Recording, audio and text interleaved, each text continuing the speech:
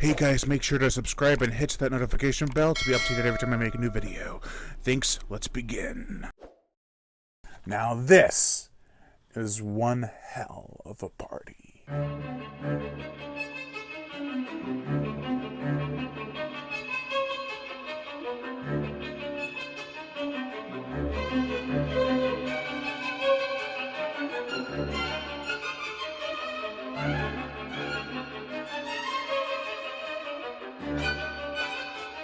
Now it begins.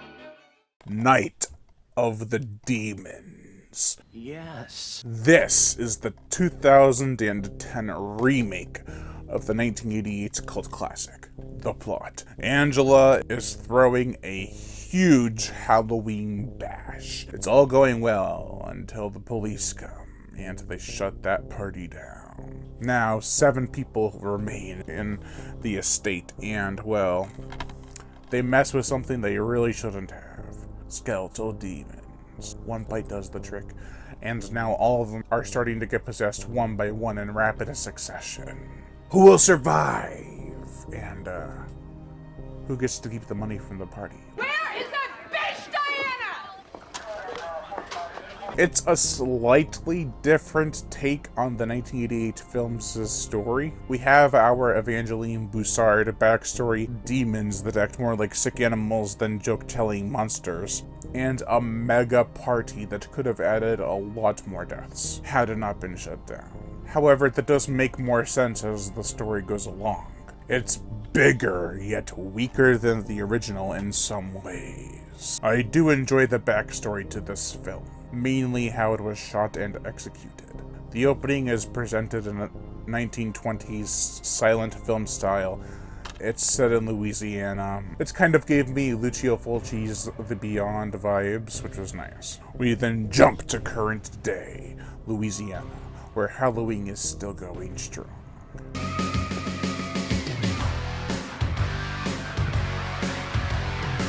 For the characters, we have Maddie, played by Monica Keena from Freddy vs. Jason. She's our heroine. She isn't really that smart. I mean, she sees something in the mirror, like a demon hand crashing out and attacking her. Before the party's even shut down, she's like, oh, it must have been just like, you know, one of those optical illusions. Like, really? Really? She does kick butt with a shotgun, but doesn't do much. Brass knuckles, though, that's a cool idea, because the demons don't like brass, apparently. Demons are made from ancient elements. Iron's an ancient element. Rust corrupts it. Then there's Colin, played by Edward Furlong from Terminator 2 and Pet Sematary 2. He is a druggie, naturally. He's dealing drugs at the party. He used to date Maddie, but they broke up, and, Then there's Jason, played by John F. Beach from Tales of Halloween. Now, I really like this character. He's quite funny. He's very awkward, and I feel like he knew what he was doing in this kind of movie. He knew he knew it wasn't taking itself too seriously, therefore he shouldn't take himself too seriously. He's going down. Going down. No costume, no candy, motherfucker! Angela, played by Shannon Elizabeth, definitely tries to be sexier than Angela from the 88, 94, and 97 films. She's got a dark, twisted sense of humor, kind of like the original Angela, where she's into the morbid and macabre. Hey guys, there are bodies in the basement! Suzanne, played by Bobby Sue Luther from Laid to Rest. I kind of like her interpretation of Suzanne better than Linnea Quigley's interpretation. Why is that? Because she's not a ditzy blonde, she's an alcoholic, so she's just like, oh man, this party's great. She doesn't have the same look or charisma as Linnea Quigley, but I feel like she has her own secrets. She's a closet lesbian. She's really into Angela. She's got more character. I'm sorry. Ange, I think I've had a little too much to drink. Lily, played by Diora Barrett from The Texas Chainsaw Massacre: The Beginning and 30 Days of Night, Dark Days, is trying to get with her ex-boyfriend, and she does, and it's beautiful.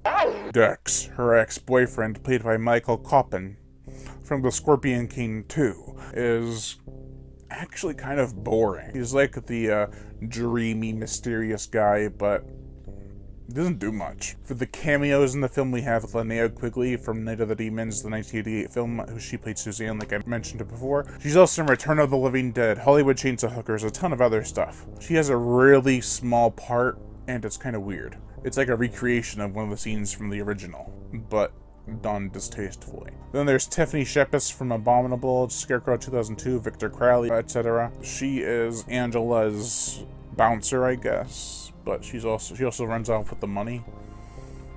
What a bitch. Much like the first film, there are some pacing issues. When the possessing starts, it seems like it's just a rush to the finish line. Then we slow down when more than half of them are already possessed. The film has a great set to work with, but it feels a bit too saturated and sharpened in certain scenes. It gets distracting at times. There's a solid atmosphere in there for sure, though. I think it's really tried to do something on a grand scale, and it somewhat succeeded with its $10 million budget, which is a nice price tag for a film like this. The gore, the effects, we get a slashed off boob and a ripped off face all in the same scene. Some impalements, a messy decapitation, some intestines, and more. There's so much blood it literally spills down the walls at one point. It could have been a bit gorier, but had enough bloody goodness to satisfy. The faceless demon is probably my favorite design, for its skull showing red-eyed appearance is quite freaky.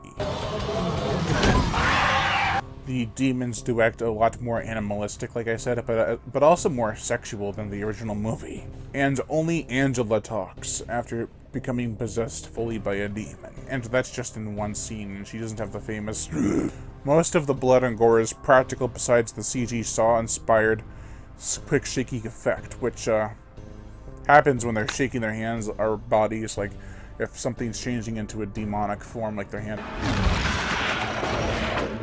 The motion picture soundtrack, Joseph Bashira, who also composed The Conjuring 1-3, Annabelle 1 and 3, The Curse of La Llorona, and Insidious 1-4, does compose the music for this movie. However, it isn't memorable, like at all. And it's covered up by songs on this soundtrack that are very much so full of Halloween spirit. Now, the ones that are not featured on here, which I wish were Typo Negative and Concrete Blonde. Typo Negative's Black Number 1 and Concrete Blonde's Bloodletting the Vampire song. Two great songs. But we also have Wednesday 13, The Death Riders, Death by Day, and 45 Grave with a remix of their song, Night of the Demons. Now, before we wrap this up, let's get into some sweet facts with Telltale Treats.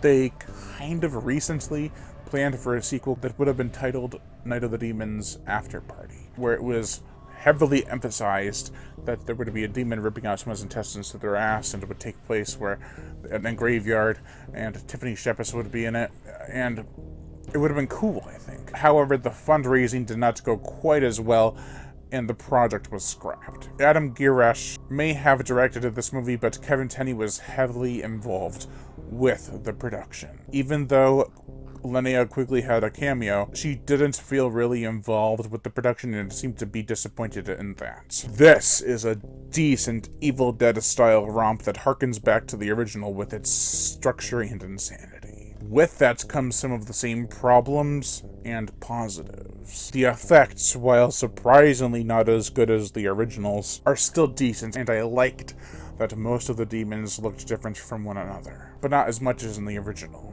For instances of similar designs, they'd have one holding their guts all the time to try and change it up, which was nice, because two of them look really similar. However, that leads to the lighting. It's too dark sometimes. And when it's not, it's like I said it before, it's saturated and sharp. I enjoyed the characters, however the F-bomb is dropped way too fucking much, which leads to some annoying dialogue. It's a fun time, but is hampered by its lightheartedness. It tries to be sick and twisted, but isn't sinister enough to go through with most of it.